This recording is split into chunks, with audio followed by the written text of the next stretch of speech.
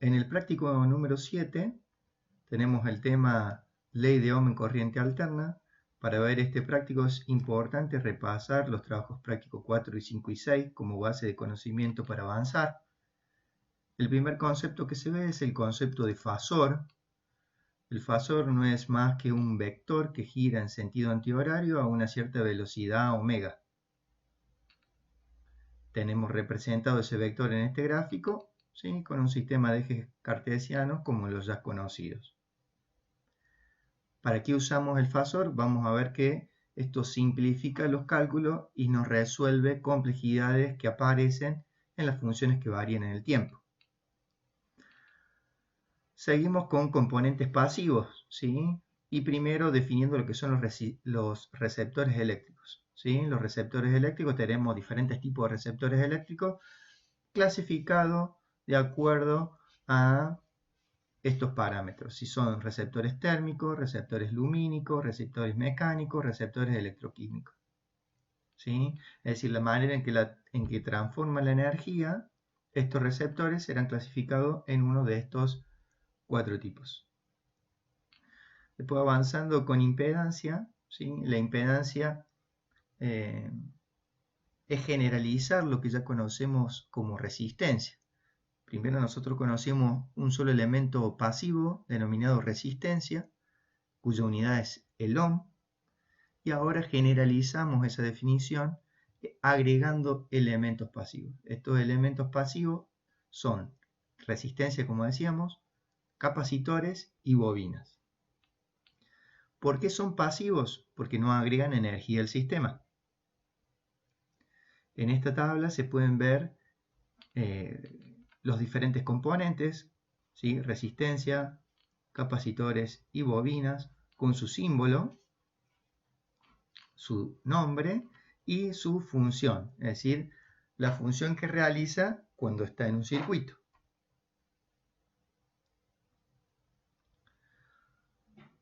Avanzando con impedancia, vemos la definición de impedancia. La impedancia es simplemente la razón o división entre el fasor de tensión y el fasor de corriente.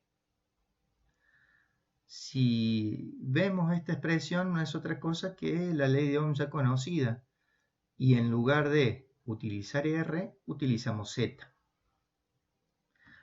Aquí se ve la ventaja de utilizar fasores. Si nosotros utilizamos fasores, la conocida fórmula que utilizamos, ley de Ohm, ley de Watt, la podemos volver a utilizar de la misma manera, sin tener en cuenta las variaciones en el tiempo que ya conocemos. Recordemos que en el capítulo 6 o en el trabajo práctico número 6 vimos corriente alterna.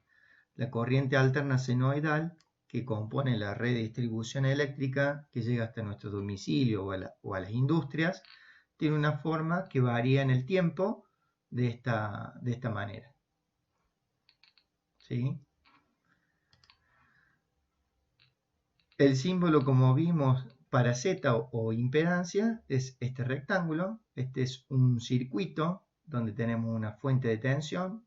Este símbolo quiere decir que es corriente alterna. Por acá circula la corriente a través de la resistencia.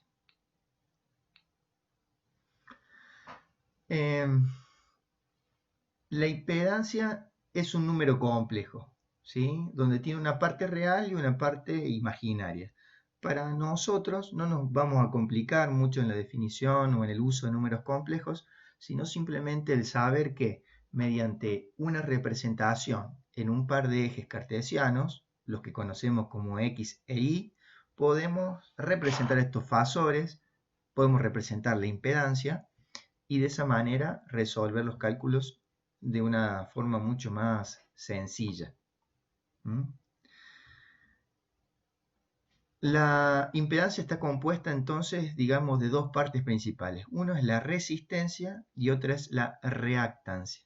La reactancia puede ser o inductiva o capacitiva. Si es inductiva, quiere decir que está compuesta por bobinas. Si es capacitiva, está compuesta por capacitores. En este gráfico vemos la representación de una impedancia. Siempre se representa la parte real o la resistencia en el eje horizontal, ¿sí? Lo que conocemos como eje X, y en el eje vertical, con una denominación de J, la parte reactiva, y lo denominamos con una X mayúscula, ¿sí? Entonces recordemos, la impedancia puede estar compuesta tanto por una parte real y una parte imaginaria, por una resistencia y una reactancia.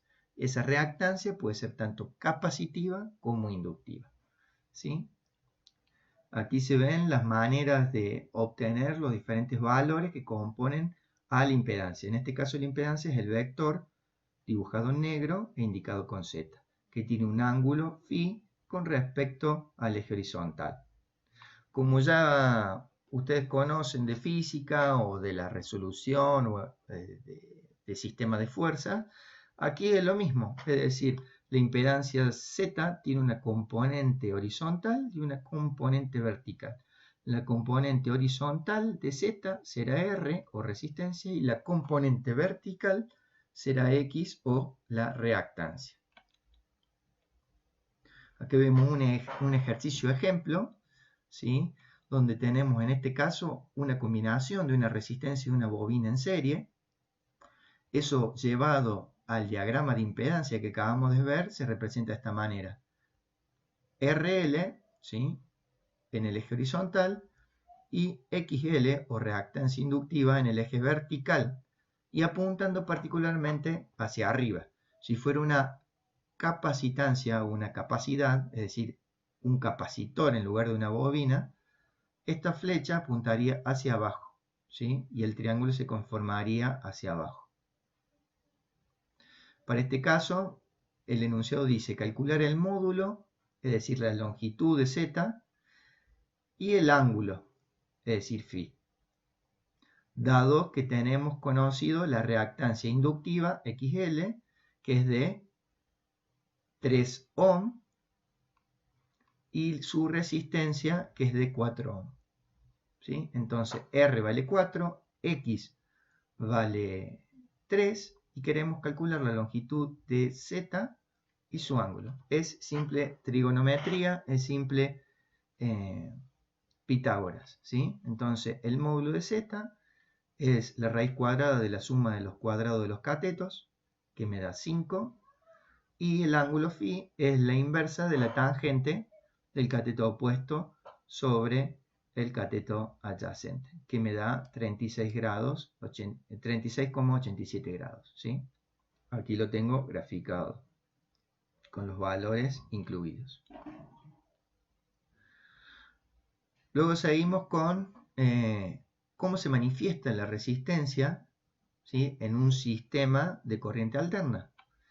Aquí vemos tres gráficos. Uno es la impedancia, decimos que la resistencia es horizontal, ¿sí? Se grafica sobre el eje horizontal. La particularidad de una resistencia en un circuito de corriente alterna es que el fasor de tensión y el fasor de corriente están en fase, es decir, uno sobre el otro. Y sus formas de onda en el tiempo, ¿sí? Están dispuestas de esta manera, es decir, los cruces por cero coinciden. Vamos a ver una simulación, ¿sí? En este caso tenemos una impedancia que está configurada como resistiva, y aquí tenemos el diagrama de fasorial y el diagrama en el tiempo. Aquí configuramos la frecuencia, 50 Hz, un valor de tensión máxima y un valor de resistencia. Eso nos da un valor de intensidad máxima de 200 mA. La M indica miliampere o ampere por 10 a la menos 3. Si le damos comenzar, vemos que a medida que avanza el tiempo, tanto el fasor de corriente como el fasor de tensión van juntitos, uno sobre el otro. Esto es el diagrama fasorial. Y en el tiempo vemos que, ¿sí?, los cruces por cero se producen justo en el eje horizontal. Vemos en azul un voltímetro que me indica el valor de tensión, es decir, será positiva cuando sea un máximo y negativa cuando sea un mínimo. de la curva en azul. Y en rojo tenemos un amperímetro, que será máximo, ¿sí?, cuando la curva en rojo alcance su punto máximo, y mínimo cuando esté en este punto inferior.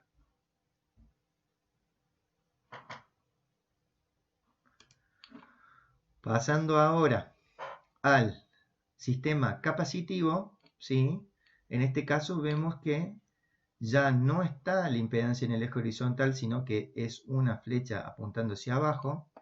El diagrama fasorial, ya no está la tensión y la corriente sobre la misma línea, sino que tiene un desfasaje de 90 grados. Y las formas de onda, ¿sí?, los cruces por cero, no coinciden.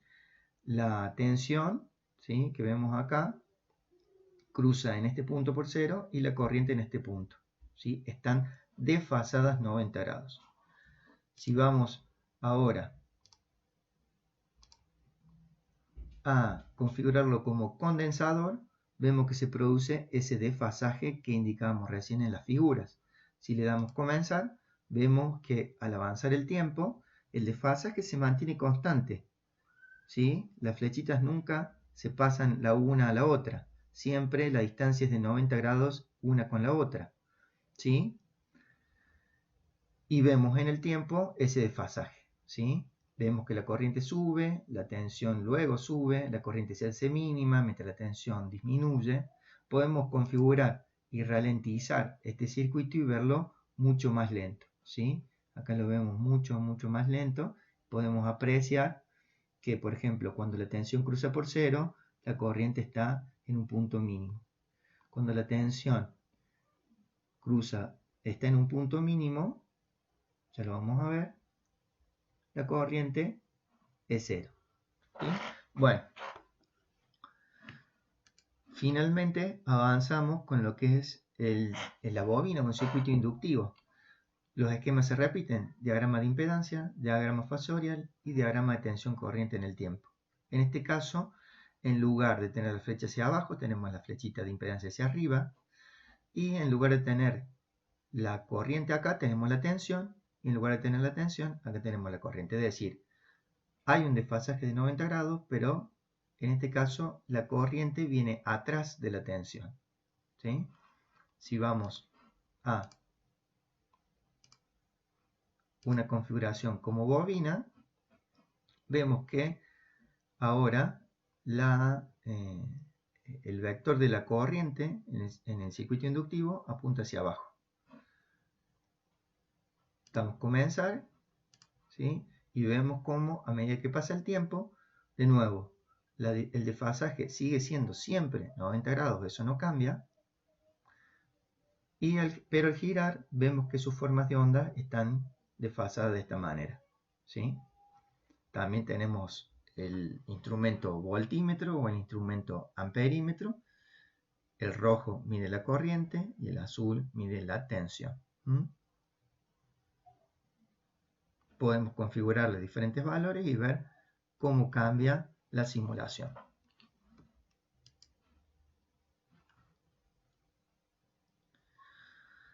Para finalizar, entonces, bueno, tenemos algunos comentarios acerca de cómo se comporta una bobina o un capacitor de acuerdo a la variación de la frecuencia. Y finalmente, un cuestionario, este es el link, para responder a las preguntas, ¿sí? Gracias.